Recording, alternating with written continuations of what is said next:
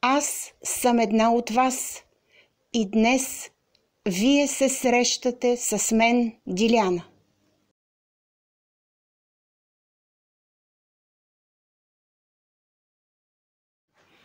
Скъпи приятели, здравейте! Днес започваме с една много интересна тема. Темата за кармата. Тема, която аз съм разглеждала и изследвала в продължение на много години във връзка с кармичните връзки тук на Земята, по духовния начин, по емоционалния и в чисто човешки, житейски план. И така, ако трябва с една дума да кажем какво е това кармата, това е съдбата ни, това е нашата даденост, с която идваме тук, в настоящия си земен живот. Това е раницата, която носим на гърба си, образно казано, и която трябва да разтоварим тук, в настоящия си земен живот, като постъпим правилно към хора, които в предишни животи сме наранили, сме убили или по някакъв начин сме помогнали за недоброто развитие на душите. Да го кажа по друг начин. Всички ние сме дошли тук и сега в този живот. Всички ние сме длъжни да хармонизираме онова лошо, което сме направили в предишен живот. Всички ние сме приели тази поставена отгоре от отвъдното задача и сме длъжни според силите и възможностите си в този момент на Земята да я осъществим. Когато се говори за кармата, повечето хора смятат, че тя е наказание, че тя е възмездие, че тя е нещо лошо. Напротив, нашата душа е безсмъртна. Нашата душа, горе в отвъдното, е съвършенна. Но в зависимост от това, доколко тя е овладяла човешкото тяло тук на Земята, тя може да направи като човек добри и лоши неща. Лошите неща, според космическите закони, са свързани с злото, с това човек да напакости, а той пакости, защото понякога душата му не се е размърдала в тялото. Той няма това друго виждане, какво да прави в живота си, и кара като на автопилот. Имаме много случаи в нашия живот на хора, които правят злини, които пакостят на другите хора. И след време установяваме, че на тяхните близки се случва нещо тежко или че те самите заболяват от неизлечими болести. Това не е наказание. Това не е възмездие.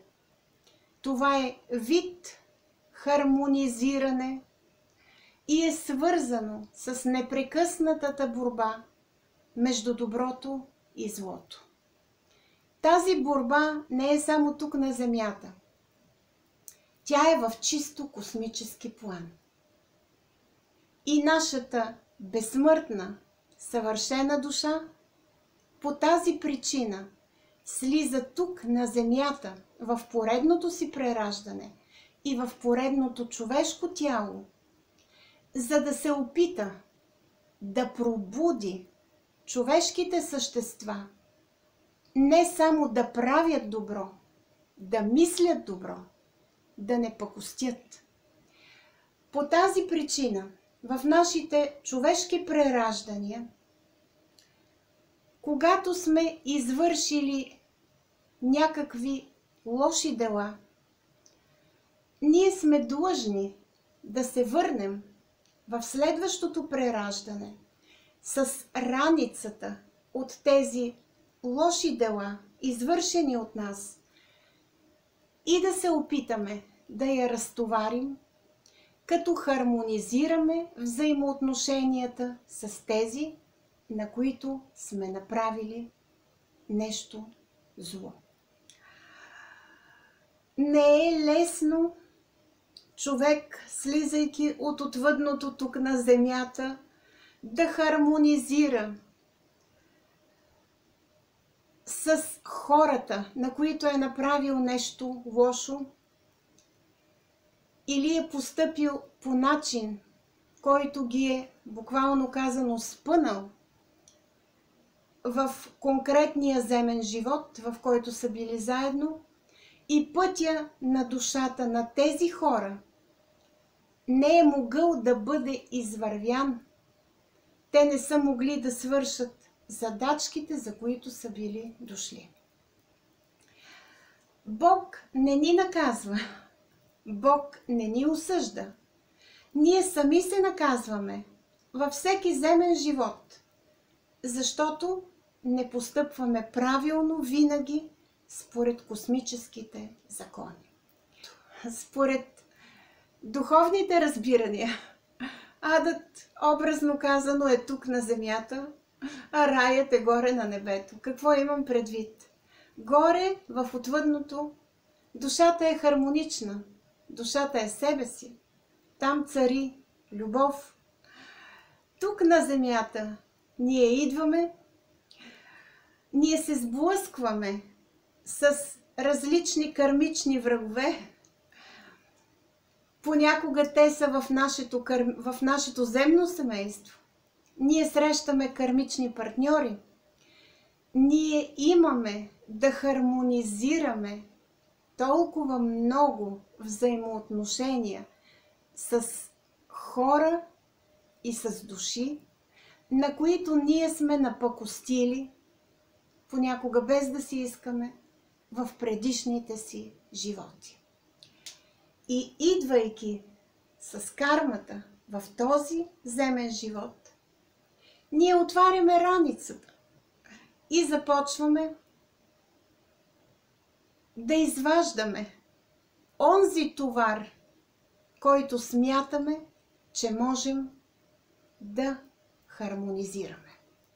Например, срещаме много хора, които в предишни животи сме изоставили или сме убили по физическия начин, или сме държали на дистанция, а те е трябвало да бъдат наши партньори, независимо в кой аспект, и заедно с тях ние е трябвало да извършим велики неща. Но душата ни вероятно не е била добре пробудена и чисто човешкият начин на мислене ни е карал да постъпваме лошо във връзка с тези хора. Аз ви казах в началото, че съм изследвала много партньорства, много семейства, много професионални взаимоотношения и лични такива. И това, което наблюдавах, бе много странно.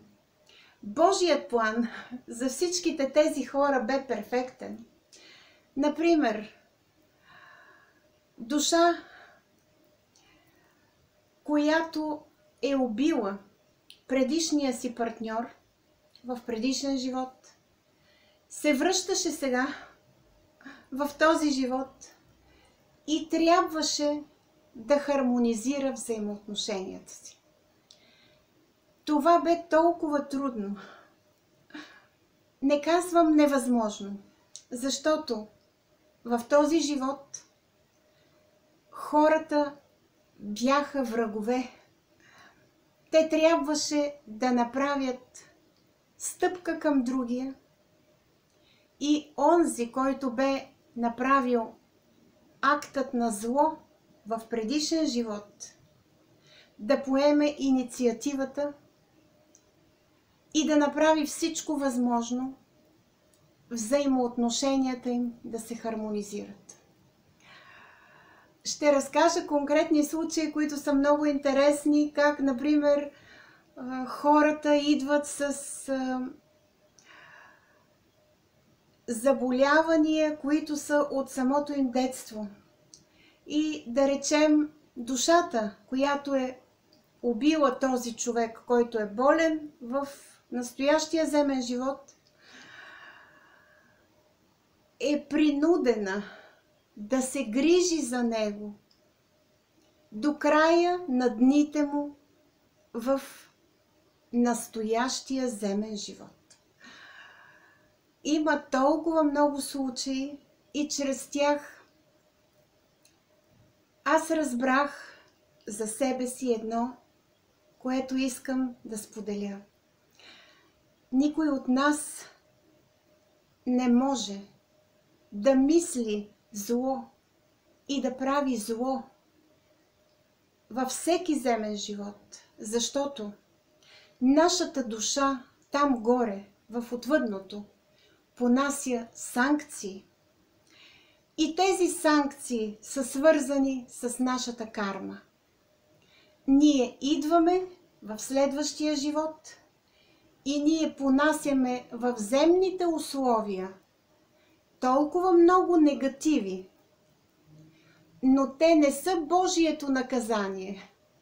Те са нашето собствено наказание. Т.е. ние сами сме наказали себе си и ние в този живот трябва да бъдем отговорни, да бъдем почтенни, да понесем на гърба си онова, което сме направили в предишни животи на много човешки същества, за да може нашата душа да се освободи от тази отрицателна карма, от този товар, който носи на гърба си, в раничката, с която е дошла, да може бавно и полека да изважда във всеки живот по един, по два, по три товара, които носи, за да може накрая, когато се прибере в отвъдното, душата да е хармонизирана, да има много по-малко отрицателна карма и да не е длъжна да се преражда отново и отново и отново, за да хармонизира всичките тези взаимоотношения, при които тя е постъпила неправилно според космическите закони. Какъв да бъде призивът? Нека да мислим добро, да правим добро в нашия живот.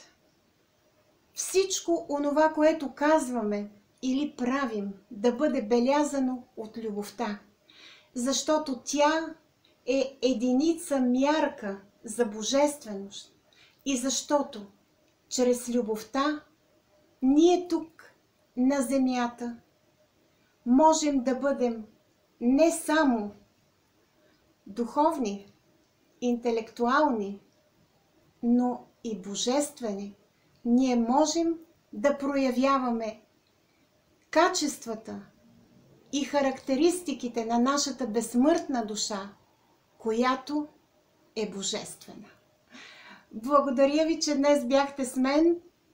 В следващите видеа ще разкажа конкретни случаи, които са много интересни.